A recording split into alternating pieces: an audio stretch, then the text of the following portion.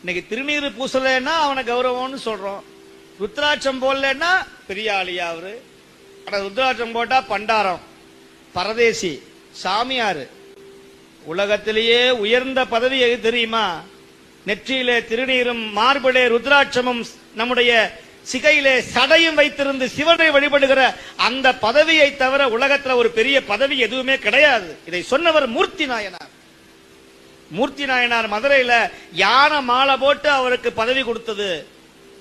எல்லாம் வந்தாங்க. தங்க மாலை, வைரம், வைடூரியம், மாணிக்கம், மரகதம், பெரிய கிரீடம், மலர் மாலைகள். நீங்க ராஜாவாயிட்டீங்க சுவாமி, நீங்க அடியார் கிடையாது, ராஜாவாயிட்டீங்க. அப்பா நான் அடியார் ஆனதுனாலதான் ராஜாவா ஆனேன். அதனால இந்த கிரீடம்லாம் எனக்கு வேண்டாம். எனக்கு ஜடாமுடி இருக்கிறது, அதுதான் எனக்கு கிரீடம். நான் போட்டிருக்கிற ருத்ராட்ச மாலை அதுதான் எனக்கு வைர மாலைகள். நான் பூசியிருக்கிற திருநீரே எனக்கு சந்தனம் போன்று மகிழ்ச்சியாக இருக்கிறது. நான் கட்டியிருக்கிற இந்த காவி துணியே எனக்கு பட்டு பீதாம்பரம். இதைவிட ஒன்று வேண்டாம். நான் மும்மையால் இந்த உலகை ஆள்வேன் என்று சொன்னவர் மதுரையை ஆண்ட மூர்த்தி நாயனார் என்கிற நாயனார்.